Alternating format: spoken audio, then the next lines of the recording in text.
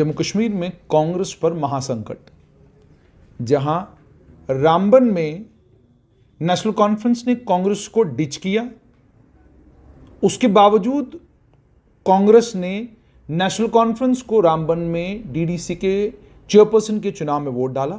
वहीं पर कांग्रेस राजौरी में नेशनल कॉन्फ्रेंस की गोद में बैठी और वहां पर वाइस चेयरपर्सन का पद एक ऐसे नेता ने लिया जो नेता पूर्व मंत्री है और कांग्रेस में बहुत सीनियर माना जाता है। उसी के साथ में आज एक बड़ी डेवलपमेंट हो गई। National students union of India का कल प्रदेश अध्यक्ष बनाया गया। प्रदेश अध्यक्ष सनी परिहार को बनाया गया और उनके प्रदेश अध्यक्ष बनते ही जो प्रदेश अध्यक्ष के सबसे मजबूत दावेदार थे, चंद्रकांत, जो स्टेट जनरल सेक्रेटरी हैं national students union of India के, मेरे साथ बैठे हुए हैं। इन्हें ये स्टेट प्रेसिडेंट के सबसे मजबूत दावेदार थे, यानी अध्यक्ष पद के सबसे मजबूत दावेदार थे। ये तमाम एनएसयूआई की टीम का कहना है। इन्हें नहीं बनाया गया। मेरे साथ हैं विशाल कोतवाल, ये सीनियर स्टेट वाइस प्रेसिडेंट, 12 साल से national students union of India के साथ जुड़े हुए थे और हालात जितने खराब हैं, उन खराब हालात में भी कांग्रेस का साथ इन्होंने नहीं छोड़ा।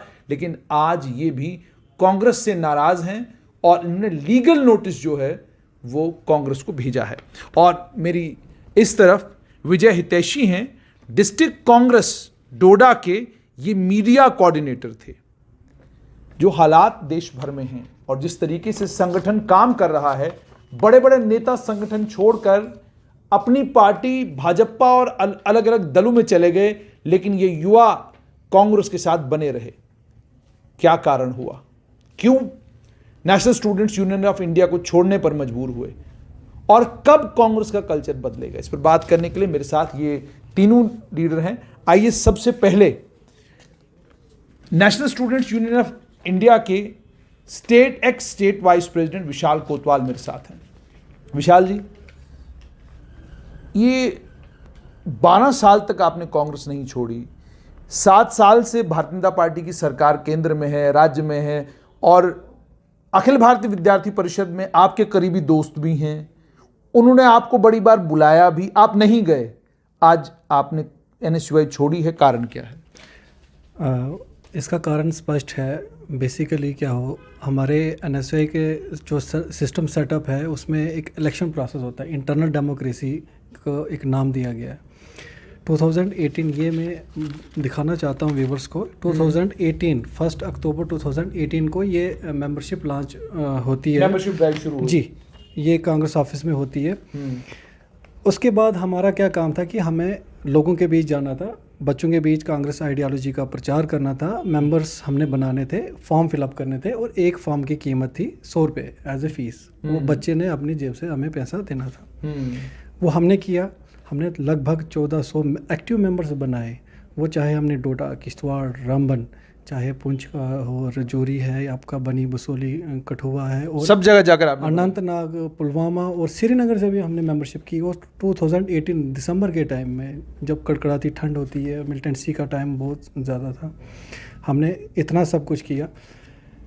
लेकिन 2019 में आते आते इन्होंने चुनाव नहीं करवाया बिकॉज वो उनको लग गया था कि इनकी 1400 मेंबरशिप है, अगले बंदे की 300 मेंबरशिप है, ये तो बैठे बिठाया, ये तो प्रेसिडेंट बन जाएगा। क्योंकि हम नॉन पॉलिटिकल बैकग्राउंड से हैं, हमारे पीछे किसी लीडर का हाथ नहीं था, हमारे पास इतने पैसे नहीं थे कि हम किसी को कुछ पैसे दे के तो हम कोई पोस्ट एक्वायर कर लेते। तो हमने लीगली इस चीज़ को लड़ा। अब विदिन हमने अपनी पार्टी में उनको मेल्स किए, उनसे हमें ये बताना चाहता हूँ, ये देखिए, हम मैडम पाटिल हैं, ये जनरल सेक्रेटरी हैं और इंचार्ज स्टेट की हैं। इनसे हम मिले, हमने इनको मेमोरेंडम दिया कि मैडम हमने पैसा खर्चा है, हम गरीब लोग हैं, ये बच्चों ने पैसा खर्चा है, तो आप या तो इलेक्शन करवा दीजिए या तो जो मजबूत दावेदार है उसको प्रेसिडेंट घोषित कीजिए। लेकिन किसी ने हमारी बात नहीं मानी। और रिसेंटली 2 दिन पहले एक ऑर्डर आता है कांग्रेस के हेड ऑफिस से कि डिस्ट्रिक्ट प्रेसिडेंट को अपॉइंट किया जाता है स्टेट प्रेसिडेंट। बड़ी हैरानगी की बात है कि एक district president directly state president बनेगा और जो स्टेट जनरल सेक्रेटरी है, जैसे मैं हूँ 12 साल से काम कर रहा हूँ, एक टिकट हो गया तकरीबन, और दूसरा लड़का जो 6 साल से एज ए जनरल सेक्रेटरी काम कर रहा है, उसे कुछ भी नहीं है। सब कुछ करने के बावजूद एट लास्ट फिर हमने ये डिसाइड किया कि जो हमारे साथ जितने भी 1400 मेंबर्स हैं, प्लस जो हमारी डिस्ट्रिक्ट की टीमें हैं या जितनी स्टेट की टीम, जितने भी मेरे साथ मेरे भाई के साथ जुड़े हुए लोग हैं, आज हमने डिसाइड किया कि हम रिज़ाइन करेंगे। कल मैंने रिज़ाइन मेल करके कांग्रेस हाईकमांड को भेज दिया है। साथ में एक हमने लीगल नोटिस भी इनको भेज दिया है कि हमारे साथ चीटिंग हुई है। Cheating 415 under section IPC. Because एक तो छलावा हमारे साथ इन्होंने किया कि भाई मेंबरशिप करवा रहे हो, आप करो, इलेक्शन होगा, आपकी फ़ीस है। लेकिन बाद में वो क्रिमिनल ब्रीच ऑफ ट्रस्ट किया जाता है। आप इलेक्शन नहीं करते हो, आप किसी बंदे को सिलेक्शन करते हो। तो जब इलेक्शन सिलेक्शन हो जाता है तो फिर आपको तो पैसा वापस करना चाहिए था, रिफंड करना चाहिए था। गरीब बच्चों का पैसा है, कॉलेज गोइंग, यूनिवर्सिटी गोइंग जो स्टूडेंट्स हैं, तो वो इतने अमीर तो होते नहीं है। अब दूर दराज कोई ITI का लड़का है, कोई किश्तवाड़ का लड़का है, उसके पास इतने पैसे तो नहीं। पैसा कितना इकट्ठा किया था आपने? लगभग 1,40,000।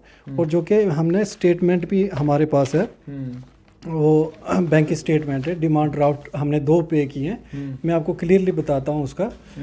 और उसके बाद क्या हुआ कि हमने ये बात अपने हाई कमांड को दी, लेकिन उन्होंने कोई भी गौर नहीं की। ये J&K बैंक की स्टेटमेंट है। 1,14,545 रुपये डिमांड ड्राफ्ट के थ्रू हमने पे किए। उसके बाद हमने कैश दिया है। लेकिन देखो, अगर इलेक्शन के लिए आपने पैसा जमा किया है तो इलेक्शन करवाओ ना। अगर नहीं करवाते हो तो आपको रिफंड करना चाहिए। गरीब बच्चों का पैसा क्यों खाना है? तो इसीलिए हम बहुत विवश थे। इलेक्शन करवाया नहीं, सीधा ऊपर से ऑर्डर आ गया कि ये आपके अध्यक्ष हैं। बिल्कुल।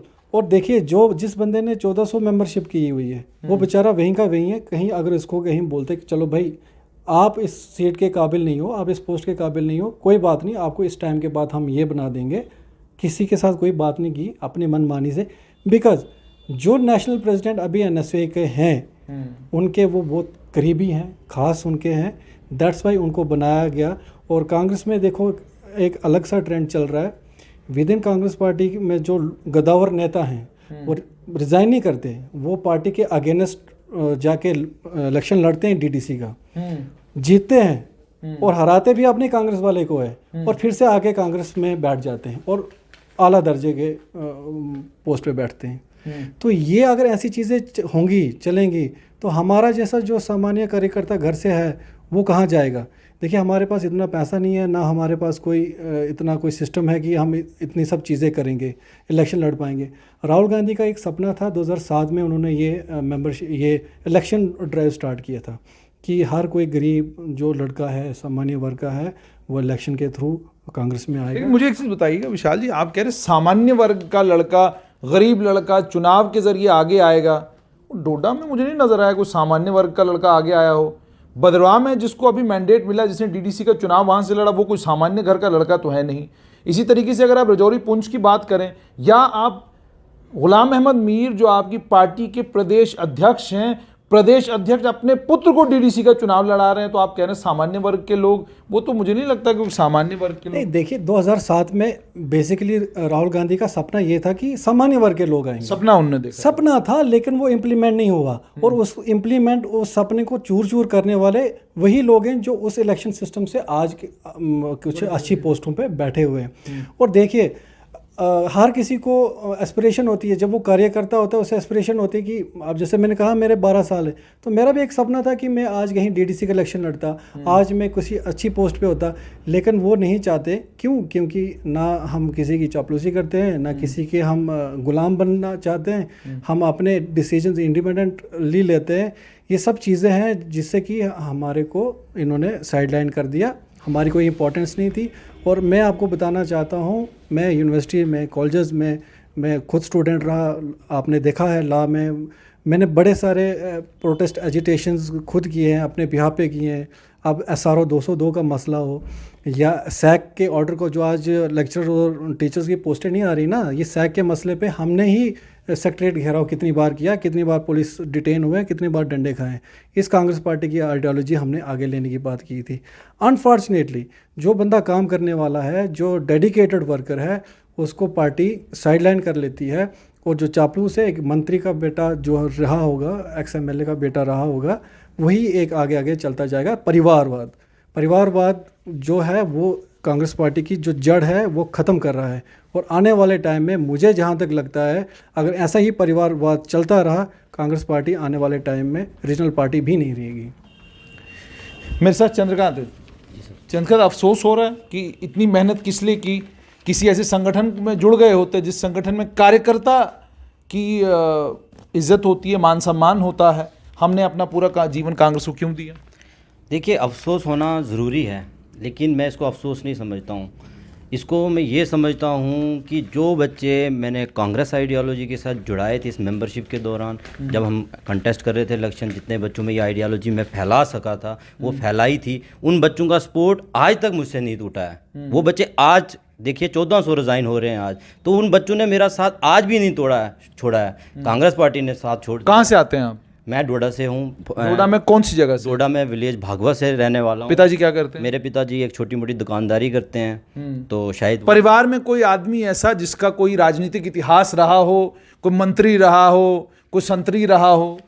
अगर ऐसा कुछ होता तो आज मैं आपके साथ इंटरव्यू नहीं कर रहा होता। ऐसा कुछ भी नहीं है। मेरे मतलब एक फार्मर थे पापा, मतलब हमारे खेती बाड़ी का काम होता है, एक छोटी मोटी दुकान उन्होंने चला ली अपनी। तो हम बहुत ही मिडिल क्लास से भी नीचे की फैमिली से आते तो हैं। आपको किसी ने ये नहीं बताया कि आपका राजनीति करने का बिल्कुल अधिकार नहीं है? आप एक ऐसी पार्टी हैं जिस पार्टी में आपके पिताजी का लीडर होना, आपके परिवार में किसी बड़े आदमी का लीडर होना बहुत ज़्यादा ज़रूरी है।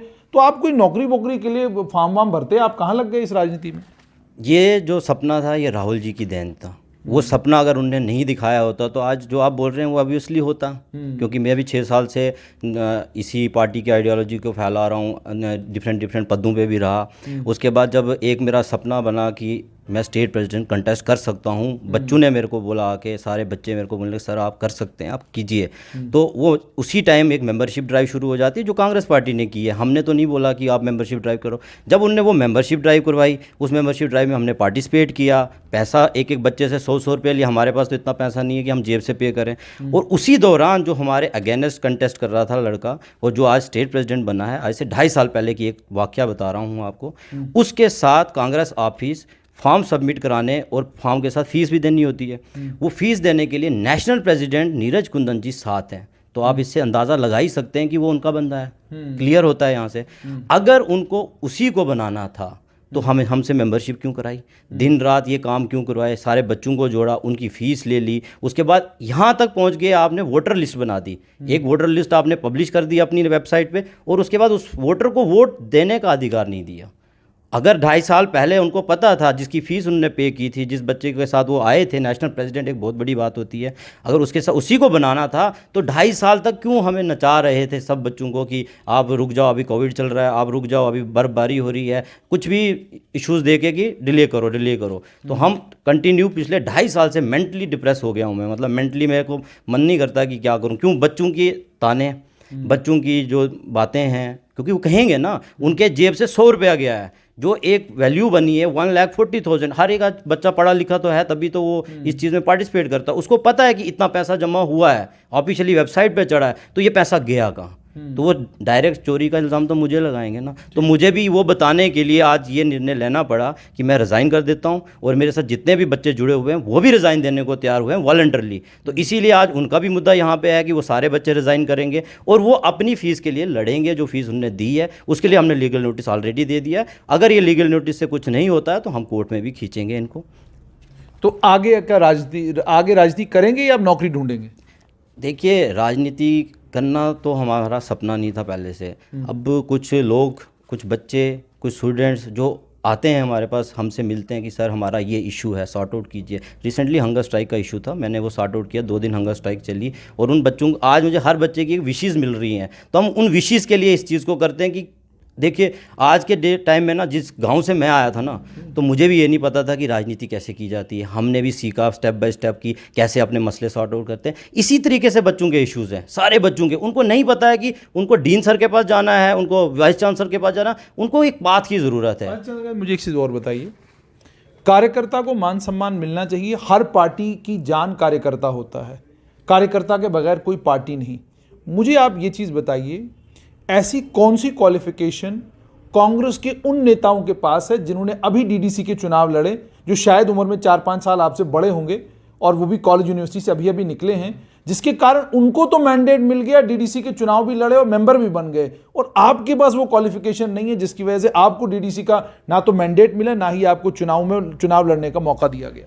वो क्वालिफिकेशन है गरीबी, किसी गॉडफादर का हाथ नहीं है, किसी नेता का हाथ नहीं है आपके उनके पास कौन सी क्वालिफिकेशन है जिनको मैंडेट मिला? उनके पास नेताओं का फुल सपोर्ट है, पैसा भी उनके पास है, वो अच्छी एक फैमिली से आते हैं, जिनके घर में 2-2 4-4 लीडर ऑलरेडी हैं, तो उनके लिए तो एक प्लेटफॉर्म अच्छा है ना। आप एक जेन्युइन सा इशू ले लीजिए कि जिस घर में 4 डॉक्टर होते हैं, ऑब्वियसली उसका बच्चा डॉक्टर बनेगा ना, वो तो ऑब्वियस है, तो उसको वो उस तरीके से तैयारी भी करवाएगा। तो ये वैसे ही ग्रूमिंग कर रहे हैं, उनको अपने ही बच्चों को आगे भेजना है, चाहे वो लाइक हैं भी नहीं, काबिल भी नहीं है, लेकिन उन्हीं को भेजना है। क्योंकि मैं अगर नेता हूँ, मेरा बेटा भी नेता होना चाहिए, एक फार्मर का बेटा नेता नहीं बनना चाहिए। अच्छा, आपको सिर्फ मुर्दाबाद जिंदाबाद के नारे पीछे पीछे लगाने? हाँ, अगर जिस दिन हमने वो नारे बंद कर दिए और स्टैंड लेके बात की कि आप यहाँ पे गलत हो, ये गलती मत करो, संगठन खत्म हो जाएगा, जब हम वो पॉइंट उठाते हैं ना, तो वो हमें साइड लाइन करने लगता है, ये कुछ ज़्यादा सीख गया है, अब इसको थोड़ा साइड कीजिए, ये नहीं सीखना चाहता ये इसको। ये उनको सिर्फ वही लोग चाहिए जो आगे बैठे हों और सिर्फ उनको एक ही बात है कि नारे मरवाने हैं, कांग्रेस पार्टी जिंदाबाद,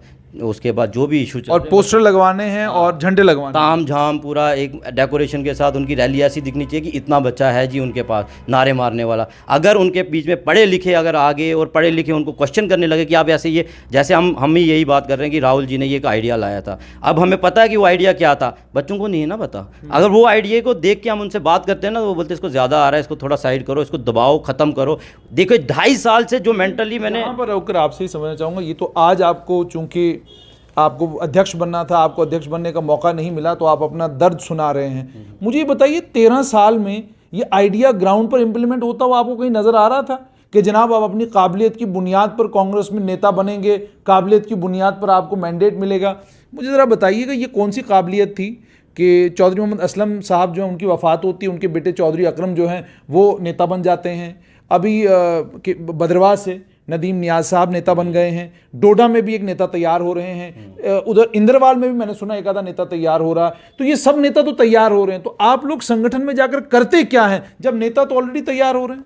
देखिए, यही तो दुख है, हमें अपने हक का पता नहीं है, और वो जो हक का पता तब चलता है जब आप अपनी क्वालिफिकेशन करते हैं, पढ़ाई करते हैं, जैसे मैंने लॉ किया है, तो हमें लीगली पता है कि राइट्स क्या हैं, कैसे क्या होता है।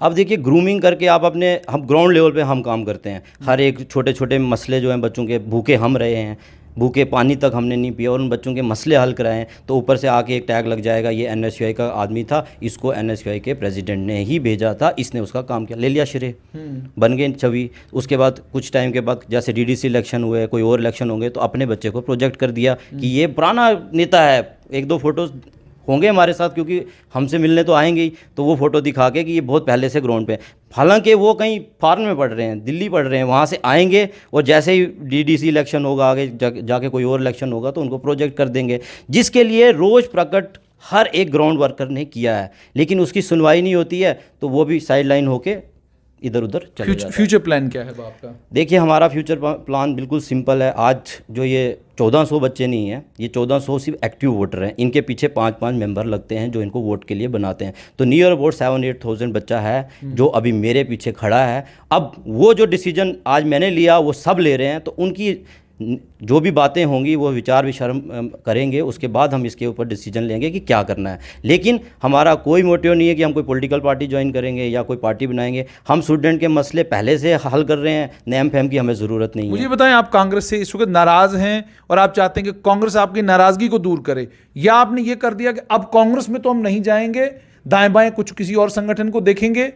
क्या आपने तय क्या किया है? तय हमारा बिल्कुल क्लियर है, हम कोई भी संगठन ज्वाइन नहीं करेंगे, क्योंकि संगठन के नीचे जाके ना फिर वही होता है जो आज तक हुआ, दबाना, फिर वही दोबारा से ग्रूमिंग, फिर अपना लीडर आ जाएगा उनका आगे, तो हम कभी भी वो नहीं करना चाहते हैं। हम हर एक बच्चे की आवाज़ ना हर जगह पहुंचाना चाहते हैं, independent, without any party tag, कोई पार्टी टैग नहीं लगेगा। जो बच्चे जिसकी जेन्युइन डिमांड है, जो इश्यूज़ हैं वो सॉर्ट आउट किए जाएंगे, तो एक अच्छे युवा जब निकलेगा बढ़ चढ़ के, तो वो इंडिपेंडेंट भी लड़ सकता है अगर अच्छा उसके पीछे है, अगर पार्टी टैग नहीं रखना है। क्योंकि पार्टी टैग के में क्या होता है, आपको रिसेंटली बता देता हूँ, जो अभी स्टेट प्रेसिडेंट बना है, उस बंदे को स्टेट प्रेसिडेंट बनाया है, लेकिन उसने वो चुनाव चिन्ह शेयर किए हैं, कांग्रेस पार्टी के नहीं किए हैं, उस बंदे के किए हैं जो इंडिपेंडेंट है, और वो उसके बाद कांग्रेस के अगेंस्ट लड़ता है इलेक्शन और कांग्रेस से जीतता है। फिर उसके बाद जब वो इंडिपेंडेंट जीतता है उसके बाद दोबारा कांग्रेस में आ जाता है। तो ये ट्रेंड बहुत अच्छा है। तो हमें भी लगता है कि ये वाला क्राइटेरिया बहुत अच्छा सूट कर रहा है बच्चों को, और बच्चे इतने ज़्यादा दुखी हुए उस चीज़ से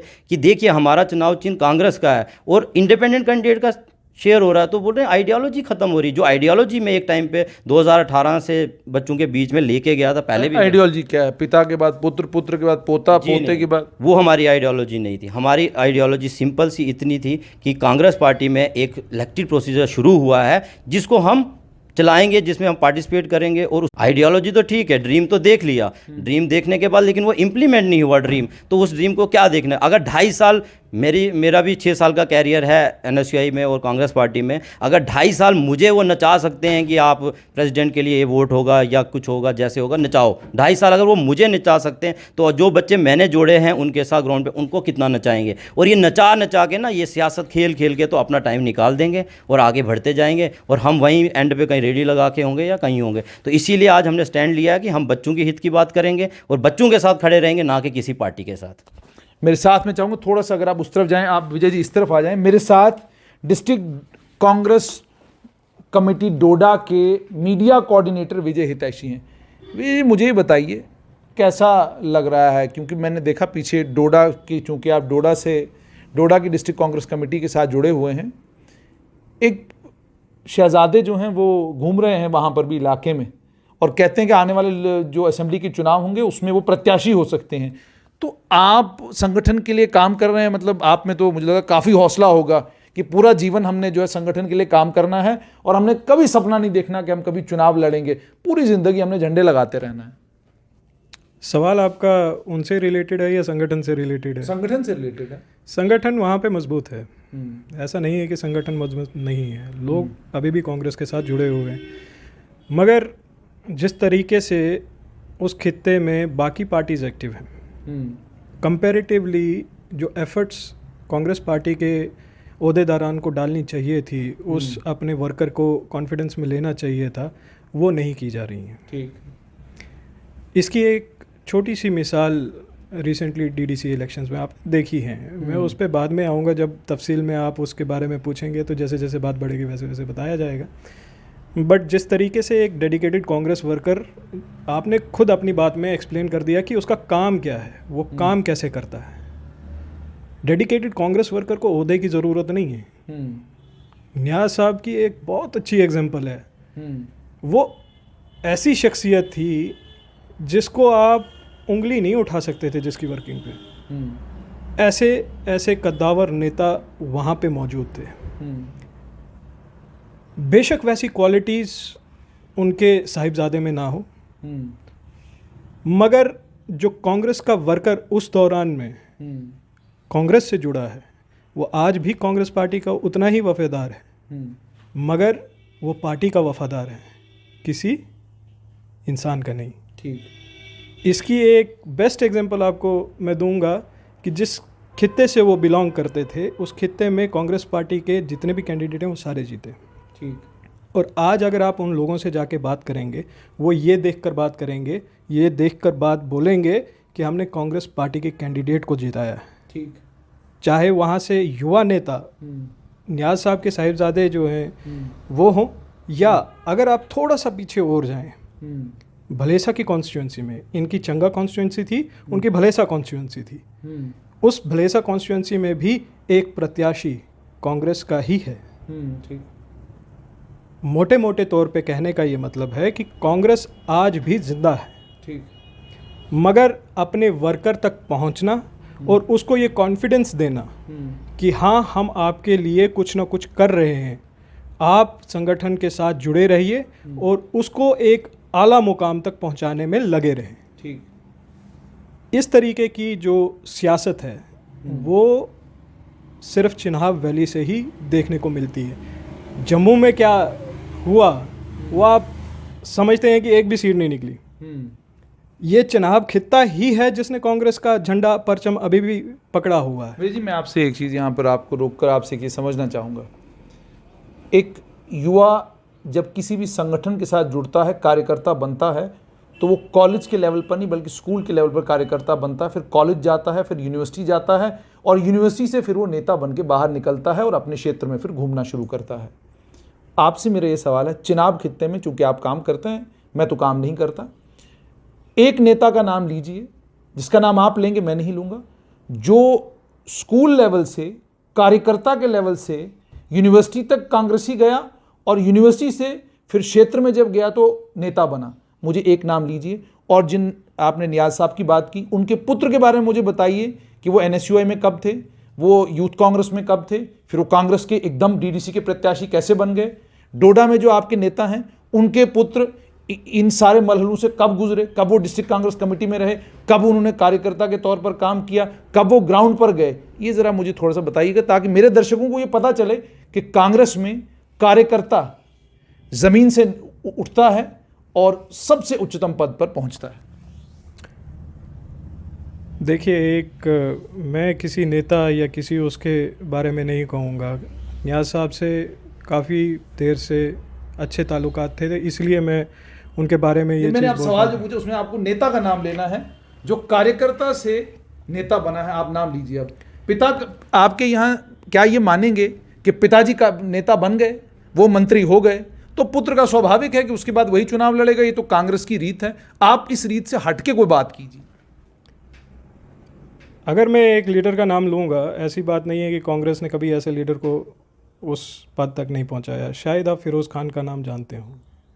वो एक ऐसा शख्स है, बेशक उसको पार्टी का टिकट भी मिला, सब कुछ हुआ, उसके बाद नहीं जीत पाए किसी कारणवश, बट वो एक ऐसा नेता है जिसने NSUI को खड़ा किया है। ठीक।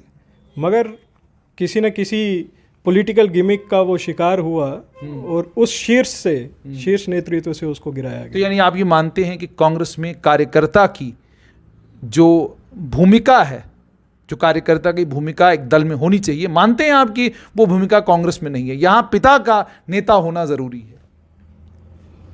बहुत सारे संगठनों में ऐसा हो रहा है, तो पर्टिकुलरली कांग्रेस को टारगेट करना इस चीज़ के लिए मैं मुनासिब नहीं समझता। मगर जिस तरीके से गरीब तबके के देखिए, इसको एक होलिस्टिक अप्रोच लेकर चलना चाहिए। ऐसा नहीं है कि नेता का लड़का ही नेता बनेगा। जब राहुल गांधी ने इस चीज़ को शुरू किया था कि ये नेपोटिज्म जो है इसको ब्रेक करना चाहिए, वो एक सोच थी इलेक्शन सिस्टम इंट्रोड्यूस करने की। उस इलेक्शन सिस्टम पे आज तक सारी पार्टी चल रही है। क्यों चल रही है फिर? सवाल तो ये है, क्यों चल रही है फिर? क्योंकि वो सिस्टम अच्छा है।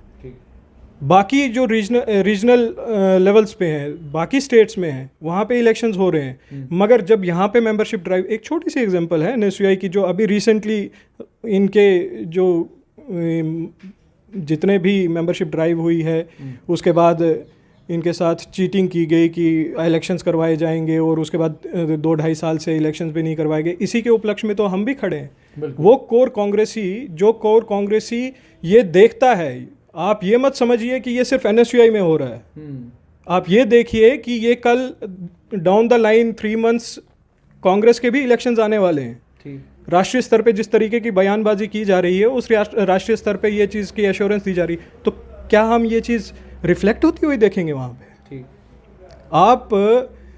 आपको शायद थोड़ा सा पीछे लेना चाहूँगा। जब लास्ट टाइम कांग्रेस की मेंबरशिप ड्राइव शुरू हुई थी, मतलब कि पेरेंट बॉडी की मेंबरशिप ड्राइव शुरू हुई थी, जो हमारा कठुआ का रीजन है, उस कठुआ के रीजन में, उस होल रीजन में इलेक्शंस के बाद कोई भी ब्लॉक प्रेसिडेंट नहीं बनाया गया था, कोई भी डिस्ट्रिक्ट प्रेसिडेंट नहीं बनाया गया था। क्या वजह रही थी? क्या कांग्रेस पार्टी का वर्कर वो चीज़ नहीं देख रहा था? वो इस चीज़ को महसूस कर रहे थे।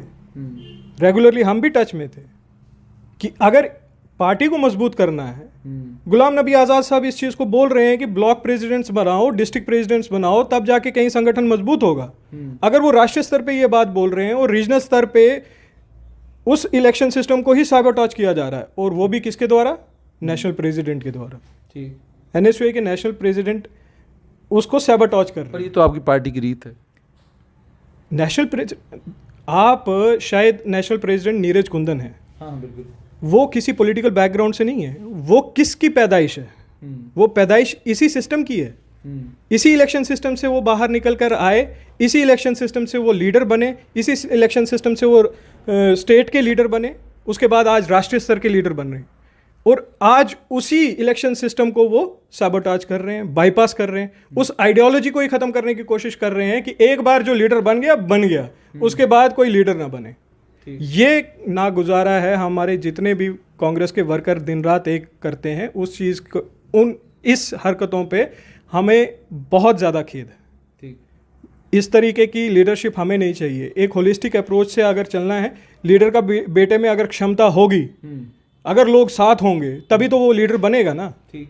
अगर लोग ही साथ नहीं होंगे, हम बोलेंगे हाँ जी फलाना लीडर है, वो लीडर है, ये बन जाएगा, वो बन जाएगा, वो कहाँ से बनेगा। आज लोग, न्याज साहब के लड़के को भी इलेक्शन के थ्रू ही वो डीडीसी इलेक्शन जीत पाए हैं। अगर लोग साथ नहीं देते वो जीत पाते। सेम बात है, अगर कल को कोई लीडर अपना बेटा आगे करता है, वर्कर को एक्सेप्टेबिलिटी नहीं है। एक छोटी सी एग्जांपल दूंगा, एमपी सर हमारे जो यहाँ के थे, जिनका रिसेंटली देहांत भी हुआ, बहुत दुखद परिस्थितियों में उनका देहांत हुआ, मनोहर शर्मा जी। जी, उनके सुपुत्र को लोगों ने सपोर्ट किया और पार्टी ने कोई मैंडेट नहीं दिया उनको, मगर लोगों ने फिर भी उनको सपोर्ट किया, और पार्टी का जो अपना कैंडिडेट है वो चौथे नंबर 5वें नंबर पे आ रहा है, और वो जो है वो सेकंड नंबर पे आ रहे हैं। बेशक वो हारे, मगर लोग किसके साथ हैं? लोग तो है ना, जिसके साथ लोग हैं वही पार्टी पॉलिटिकल जो सिनेरियो है उसमें आगे बढ़ता है।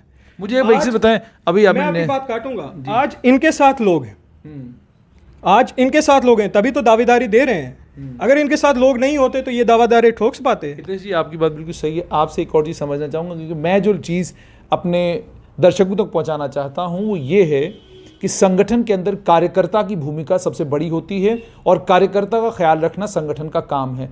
आपसे एक चीज़ समझना चाहूँगा, क्या पूरे भद्रवाह क्षेत्र में कोई कार्यकर्ता इतना काबिल नहीं निकला कांग्रेस के 73 साल के इतिहास में कि न्याज साहब के देहांत के बाद, उनके स्वर्गवास के बाद, उनके बेटे को ही आपको डीडीसी का चुनाव लड़वाना पड़ा, और उन्हीं को आप आने वाले कल में असेंबली के चुनाव के लिए एक बड़े मजबूत प्रत्याशी समझते हैं। आप 73 साल में एक कार्यकर्ता पैदा नहीं कर सके, नेता के घर से ही आपको नेता क्यों चाहिए?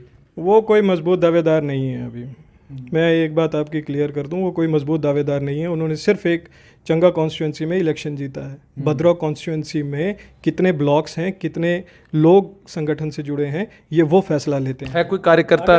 आप हैं दावेदार? मेरी दावेदारी कहाँ है? मैं तो रिजाइन कर रहा हूँ। नहीं, मैं कह रहा हूँ अगर होते कांग्रेस में तो आप दावेदार बन सकते थे कभी? नहीं नहीं नहीं नहीं, आप शायद जुनेद जी हमारी फैमिली बैकग्राउंड को नहीं जानते हैं। नहीं, मैं आपसे पूछ रहा हूँ कि क्या आप कभी दावेदार होंगे? हमारा दावेदारी का कभी भी किसी भी पोस्ट के लिए कभी भी नहीं रहा है। हम संगठन के लिए काम कर रहे हैं। हम किसी पोस्ट या किसी कल को हम एमएलए बन जाएंगे या कोई ऐसी पोस्ट मिल जाएगी जहाँ पे हम बजी हम बन गए, हाथ पे हाथ धरे बैठ जाए और पार्टी चलती जाएगी, ये एटीट्यूड अब आ गया है लोगों में कि हाँ हम हाथ पे हाथ धरे बैठे जाएंगे और पार्टी चलती जाएगी। मगर वो वर्कर जो दिन रात एक कर रहा है, हम उन वर्कर्स की कैटेगरी में आते हैं। हम उन वर्कर्स की कैटेगरी में नहीं आएंगे कि कल को हमें पोस्ट दी जाएगी। अगर मैंने मेहनत नहीं की होती तो शायद मैं मीडिया कोऑर्डिनेटर भी नहीं बन पाता। कुछ क्षमता थी, कुछ देखा उन्होंने तो तभी जाके बनाया है। ठीक, अगर वो क्षमता नहीं होती तो उनको क्या पता था कौन है विजय हितेशी। वो आप ही की क्षमता देखने की जरूरत क्यों पड़ती है? नेताओं के बच्चों की क्षमता क्यों नहीं देखते आप? नेताओं के बच्चों की क्षमता वो जाने कि उनकी क्षमता के अनुसार क्या वो कनेक्ट बना पाते हैं लोगों में या नहीं। अगर वो कनेक्ट नहीं बना पाएंगे, रिजेक्ट हो जाएंगे। आपको बेस्ट एग्जांपल तो सामने ही है, मीर साहब के साहिबजादे ने इलेक्शन लड़ा और हार गए। जब एक्सेप्टेबिलिटी नहीं होगी तो जनता जवाब दे देती है। मगर जहाँ पे एक्सेप्टेबिलिटी है, जहाँ पे पार्टी जिंदा है, वहाँ पे हो रही है। हमारे जैसे कार्यकर्ता जो दिन रात एक करके पार्टी के लिए कुछ करते हैं, आज हम पार्टी से एक्सपेक्ट नहीं करते हैं कि पार्टी हमें कुछ देगी तब जाके हम जाके लोगों के काम करेंगे। अगर आपको थोड़ी सी जानकारी हो तो मैं अपने जिस रीजन से बिलोंग करता हूं, मैं इंडिपेंडेंटली अपना एक इलेक्शन लड़ चुका हूं और नायब सरपंच हूं वहाँ का। मुझे किसी के लिए सर्टिफिकेट की या किसी की अप्रिसिएशन की ज़रूरत नहीं है उन लोगों के काम करने के लिए। सियासत हमने इसलिए शुरू नहीं की है कि हमने कुछ बनना है, उन लोगों की आवाज़ बन के सामने आना है। और इसी वजह से अगर ऐसे जैसे लोगों की आवाज़ दबाई जाएगी तो हमें ऐसे संगठन में काम नहीं करना है जिसमें ऐसे बढ़िया सिस्टम को साइबरटॉज किया जा रहा है। और इस तरीके से साइबरटॉज किया जा रहा है कि जो कांग्रेस का ग्रास रूट लेवल का वर्कर है वो कभी उठ ही ना पाए। बहुत बहुत शुक्रिया। तो आपने national students union of India का जो जम्मू कश्मीर का संगठन है उसके अंदर जो घमासान शुरू हुआ है उस घमासान को आपने सुन लिया। साफ तौर पर यह कि कांग्रेस के अंदर अभी भी वो कल्चर क्यों नहीं आ पा रहा जिस कल्चर में संगठन में काम करने वाला कार्यकर्ता इंपॉर्टेंट हो, ना कि किसी का बेटा होना, किसी का पुत्र होना, किसी का दोस्त होना, किसी का करीबी होना। अभी भी करीबी लोगों को पदों पर बिठाया जा रहा है, दोस्तियां यारियां निभाई जा रही हैं, तो संगठन मजबूत कैसे होगा? यही कुछ कहना था इन एनएसयूआई के पूर्व नेताओं को, कार्यकर्ताओं को। क्या कांग्रेस इस आहट को सुनेगी? क्या कांग्रेस समझेगी कि संगठन कार्यकर्ता से होता है और जब तक कार्यकर्ता खुश नहीं, संगठन के लिए किसी भी मैदान में जीतना संभव नहीं? और क्या जो कॉन्ट्रडिक्शंस कांग्रेस में हैं कि आप राजौरी में वाइस चेयरपर्सन का पद ले लेते हैं और रामबन में आपको बाहर कर दिया जाता है गेम से, क्या इन कॉन्ट्रडिक्शंस को दूर कांग्रेस करेगी तो आपके साथ जरूर शेयर करेंगे।